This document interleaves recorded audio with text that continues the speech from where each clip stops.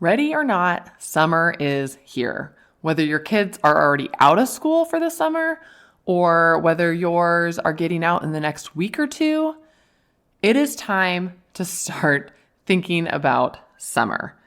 And I don't know about you, but I love summer. I love the warmer and slower mornings. I love the sunny long days. I love hanging out at the pool and the river with my family. I love the trips. I love being social outdoors.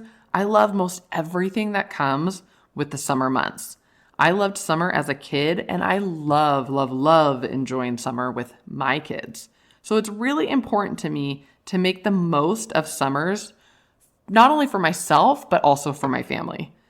But I have also found that if I don't take the time to sit down, look over, and wrap my head around all of our schedules and brainstorm all the fun activities we want to do during the summer and make a plan for how I'm going to juggle work, kids being at home, trips, daily summer fun, and my workouts and nutrition, the days get away from me and I find myself not showing up the way that I would really like to in those areas. So if you are a mom, if you're juggling kids and work and summer plans and health and fitness and all the things this summer, this episode is for you. I am going to walk you through my process for creating some sanity during the busy summer months so that you can fully enjoy the summer and still show up the way you need to for your work, your family, and your health. So go grab your water, grab your calendar, grab a pen and some paper, and let's dive in. Welcome to the Fitness and Food Made Simple podcast, a podcast to help simplify fitness and nutrition for the busy mom. Do you struggle to exercise and eat healthy consistently? Do you want to feel more comfortable and confident in your clothes, swimsuit, and body? Do you wish there was a way to see and feel results without excessive exercise routines or restrictive diets? If you are looking for a simple and effective approach to fitness and nutrition that removes the overwhelm, delivers sustainable results, and can be implemented into your busy daily life, you've come to the right place. Hi, I'm Corrine Repnick, health and fitness coach, stay-at-home working mom of two, and wife to a fire captain. And I know how hard it feels to make health and fitness a priority while working from home, being the default parent, and juggling all the other roles we play as moms. But I want you to know, even when juggling all the things, it is possible to make your health and fitness a priority, to exercise and eat healthy consistently, and get sustainable results. Want to know how to do it? Go grab your water and let's get to it. During the summer, we moms face several unique challenges and often an increase in mental load as we strive to balance the demands of work, home, and family life. With kids out of school, managing work and kids' summer schedules, weekly routines changing and sometimes changing every week in the summer, sleep routines and schedules being disrupted, coordinating everyone's weekly logistics, planning and preparing for family vacations, making time for personal interests and self-care, fitting in workouts, keeping up with meal planning and grocery shopping, managing social calendars, and encouraging kids to participate in household chores and staying up on their reading throughout the summer. It's a lot. It can be a lot. And I have learned that taking time to wrap my head around and make a plan for the busy summer months ahead of time is a must for me to sanely balance working from home, having the kids around every day, still getting out and doing fun things, trips mixed in throughout all of this, my personal self-care such as fitting in my weekly workouts, and meal planning and grocery shopping for the family. This is why today I thought I would walk you through my process for creating some sanity during the busy summer months so that you can fully enjoy the summer and still show up the way you need to for your work, your family, and your health.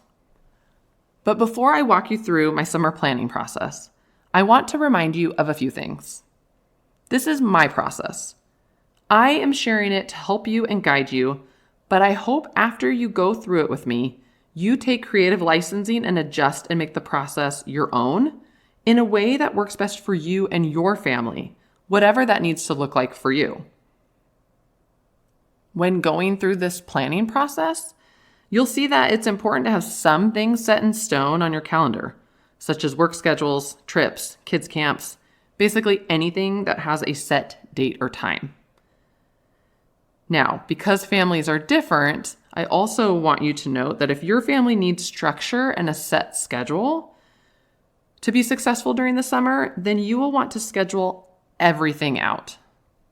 But if your family enjoys a little less structure and scheduling in the summer, like my family, it's important to schedule everything that has a set date and time, and then have a more general schedule for the days, which will allow you more flexibility as needed throughout the summer. All right, let's dive in. The first step in my process is brainstorming everything. So I like to sit down and just grab either my journal or a piece of paper or a notepad, and I like to just write down everything that I already know we have going on in the summer. So I start by writing down everything that's already scheduled, such as work, trips, kid camps, weddings, concerts, birthday parties, barbecues, anything that already you've been invited to, that you know that you want to go to, that have been planned out, that have dates and times.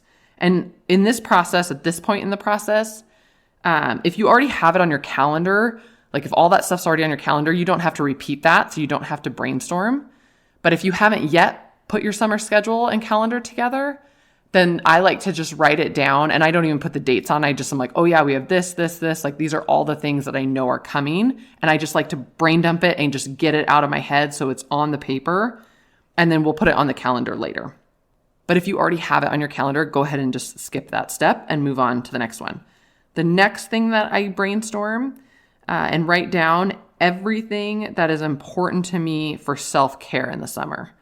For me, this includes making sure that I'm drinking my water every day, my weekly workouts, my daily quiet time outside, reading really fun, like beach read books, eating healthy, getting 7+ hours of sleep, walking, trying to hit my 10,000 plus steps every day, taking cold showers, and just general quality time with friends and family. Okay, but whatever that is for you, just take that time and literally just write down everything that comes to mind in terms of like the self-care that you either just do already on a regular basis, or that you know that summer's coming and it's something maybe more specific. Like the cold showers for me tends to be more of like a summer warmer month thing. I don't necessarily always do that in the winter. So that goes on my list for summer. Okay. Then once you get that list done, then I go in to the last list, which is writing down everything that we want to do this summer. So this includes what I want to do. This includes what I know my kids want to do. And then this would include like what we as a family want to do.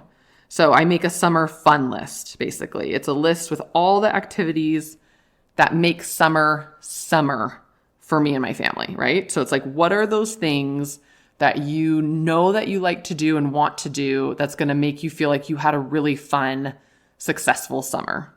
And then I also will include some like maybe bonus activities where they aren't ones that I feel like we have to do, but if we end up having time and money for them, then great, we'll fit them in if we can. So for me and my family, this includes like our summer fun list is pool time, beach time, river time, such as rafting, paddleboarding, kayaking, camping, kids sleepovers, barbecues, local music nights and concerts, date nights with my husband, and movie nights. So those are the ones that came into my mind when I was making this list. And like I said, like I make this list with input from the family so that we're all on the same page of what we want our summer to look like. So if you can, if you kind of know what your family wants, obviously you can put the list together on your own. But if you want to include your kids and your spouse, go ahead and do that. It's kind of fun to hear what other people are looking forward to for the summer and then fitting that in as needed. I also love to do these brainstorming. Like I do this at the beginning of every year as well, like a list of like, what do I want this year to look like? And I just brainstorm what comes to mind. And then it's really fun to look back at the end of that season. So like for this list, right, it'll be really fun at the end of summer to look back through and be like, oh yeah, we actually did all these things. And it just makes you feel really grateful that you were able to like show up and really do those things that you loved and check those boxes off. And even though they're not boxes to check off technically, but just that really good feeling of like, wow, we had a lot of fun this summer and we were intentional with our time and we really like took the opportunities we had and made the most of it, right? So I think it's also really important to just look back and reflect on the season when it's over. And that's one thing I love about making these lists is that you can look back and check off all the things that you did do. Okay, once you have everything written down, so everything that you already have dates and times for, those things you have to do like work, kids camps, all the things that are already planned, once you have all of your personal self-care things that you want to do this summer, and then once you have your like summer fun list, now it's time to pull out your calendar or maybe multiple calendars if you are like me. I have a monthly family calendar that keeps track of all of the family stuff going on, and then I also have my weekly personal calendar, and then I have a monthly and a weekly work calendar as well. But for this part of the process, I'll just use my monthly family and work calendar, and we'll save the weekly calendars for another step. I also want to note that when you're starting this process, sometimes the brainstorming and seeing all the things that you have going on this summer can feel really overwhelming. But I have found that once I write it all down and just get it down on paper, and then I actually start to put it onto the calendar and see the breakdown of it, it actually removes that overwhelm because you see it laid out and actually like the timing of it, right? So at least for me, it helps me to where it feels like maybe your whole summer is already booked and you have a ton of things going on and you're trying to juggle everything. Once I break it down into the weekly and daily pieces, it actually helps me feel like I can handle it, if that makes sense. So stay with me. If you're feeling overwhelmed right now, that is totally normal. That was me when I was going through the process this year because we do have a lot of things going on almost every weekend through July, which feels like a lot.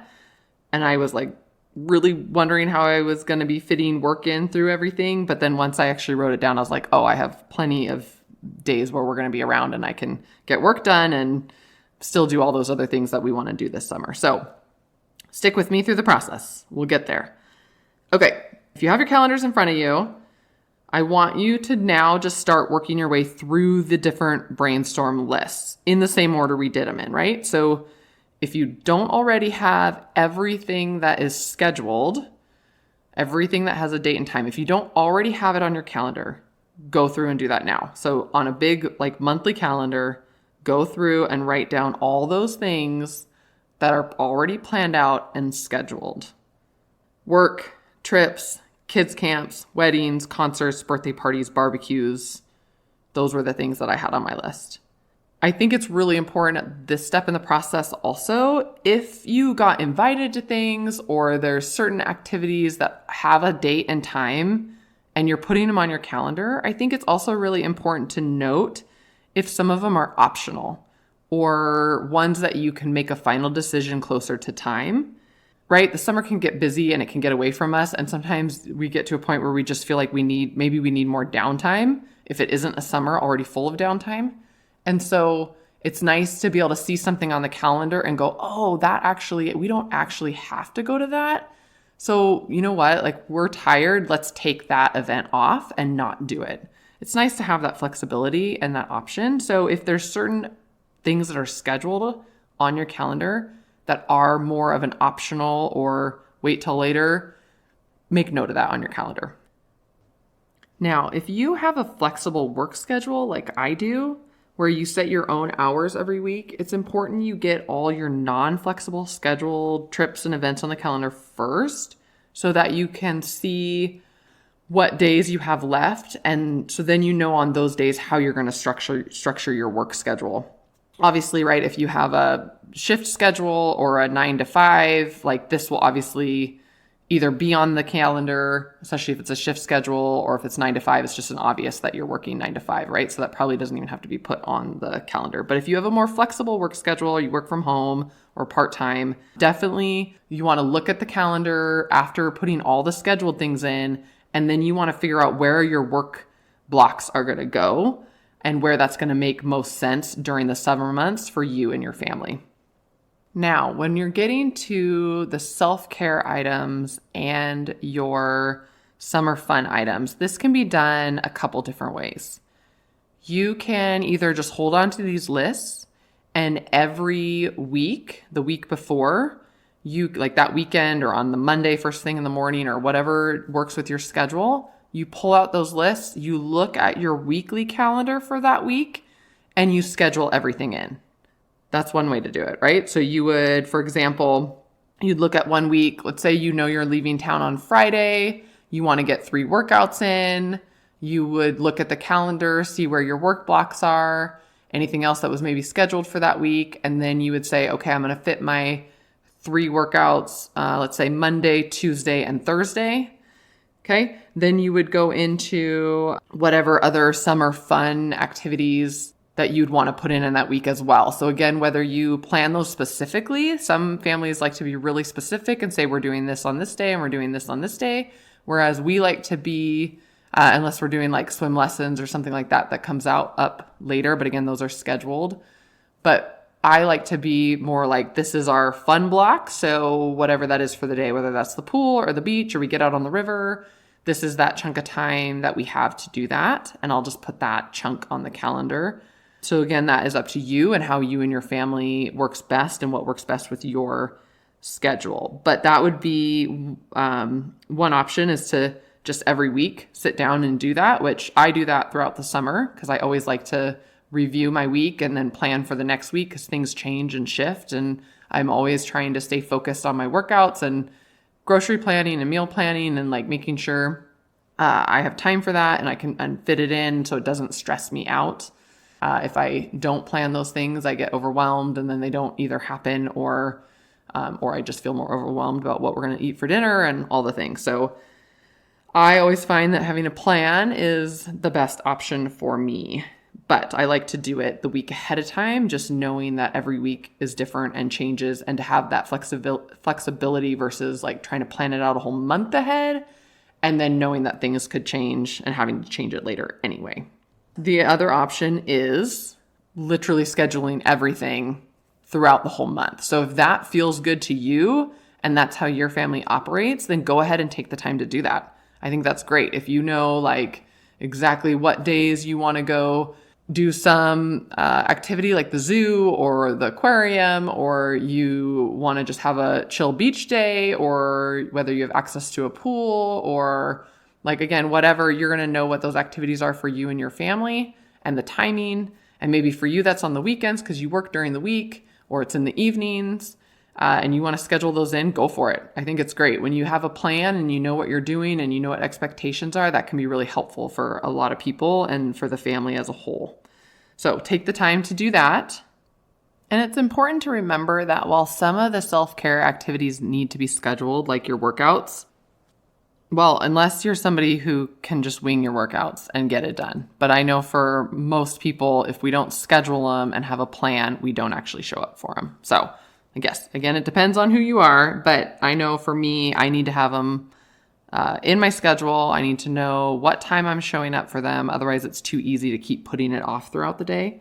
But when it comes to some of the other self-care things that you might have written down, like in my list, right? It was like staying hydrated and cold showers and, getting my quiet time in, all that stuff. Some of them are daily. They're just my daily intentions and focuses. And so those are just already on my radar. I don't have to put those on my calendar, right? And then some of them are more, maybe not daily, but just something that I want to do throughout the summer, like reading or the cold showers, or just being outside, which we tend to do almost every day. But again, I don't put those on my calendar. Those aren't things I schedule. That brainstorm piece is more just, these are the things that I want to stay focused on and be intentional about throughout the summer, even while juggling all the other things, right? So it's just a good reminder of the things that are important to me, the things that are important to you, that you want to make sure you're focusing on throughout the summer for your own self-care, so that we have a really good summer and we don't burn out, and, just to make sure we're taking care of ourselves. Also, like with workouts, I plan those weekly. When it comes to meal planning and grocery shopping, again, depending on how you do that normally and how that works for your family, I also do that weekly. I don't plan, a month in advance. And sometimes I'll do it every 3 days or 4 days. It's not even necessarily every week. So again, whatever works for you. I don't put down, like I don't say, oh, I'm going to meal plan on Sundays. But I just know that's a general, like I want a meal plan every week. And then I need to figure out what day I'm going to the grocery store. And again, that's going to be a weekly thing of like, okay, where am I fitting that in this week? You know, the big Costco run that has to be scheduled takes a little longer, or whether it's just a quick grocery run to the local grocery store. Also important when you are putting your workout schedule together every week, it's also important to evaluate what time. So not even just what day you're going to get them done at, but what time are you going to get them done? Because again, I know for me, the summers get really busy. And if I don't do my workout first thing in the morning, it is so much harder for me to make sure that I fit it in later. So I know for me that it's going to be really important that I try to get them done first thing in the morning. That way I just check it off my list. I'm done for the day. I don't have to try to fit it in later if we get busy or things come up, because I do like to be more flexible in the summer and kind of go with the flow. If things are social or the kids are having fun at the beach and we want to stay longer, I like to have that flexibility. I don't like to feel so scheduled during the summer. And so that's one way that I make sure I'm still getting my workouts in, is by making sure I get them done first thing. So it's not even something I have to worry about later in the day. So that's important for you to think about too, and just know, am I going to do it first thing in the morning? Does it work better for me to do it right before lunch? Or is this something I need to do, in the evening? So again, that's something that you need to figure out, and what works best for you, and pick a time that you know that you'll actually show up and get it done. All right. And now you have your summer planned out. You have all of your schedule items down on your calendar. You know all the fun things that you want to do. You have your self-care items prioritized. You have your work blocks in there. And you now have a clear way of how you're going to juggle work, family, and fun throughout the whole summer. How do you feel? Do you feel more in control? Do you feel less overwhelmed? I know this process really helps me. And then, like I said earlier too, I then every week just kind of reflect on that weekly calendar, and I make adjustments as needed so that I continue to just stay on top of the calendar and the schedule and know what's going on, to help remove the overwhelm and to have a plan. Because when we recognize all the moving pieces that summer brings, and we take the time to wrap our head around all of it and make a plan, it just helps create a more manageable and enjoyable summer for yourself and your family. So I hope that you found this planning process really helpful. I know it's really helpful for me to do every year. If you have any questions though, please don't hesitate to reach out to me. You can email me at office@leavenworthhealth.com. You can also find this email address in the episode notes and the show notes. And if you want encouragement and guidance and support to make your fitness and nutrition a priority throughout the summer while juggling all the things, join my Fit for Life Club, which is my monthly coaching membership, and enjoy planning sessions just like this one that we went through today, and other interactive guidance and support so that you can have a fit and fun summer and the rest of your year. If you want more information about the club, you can find the link in the episode and the show notes, and visit my website at leavenworthhealth.com. And again, please don't hesitate to reach out if you have any questions. Also, if you have specific health and fitness topics that you would like me to address on the podcast, I have a form that you can fill out and submit, and the link for this is in the episode and show notes. Definitely go check that out. I love getting feedback and knowing what you guys want to hear more about. So go check that out. And I really, again, hope that this whole process was helpful.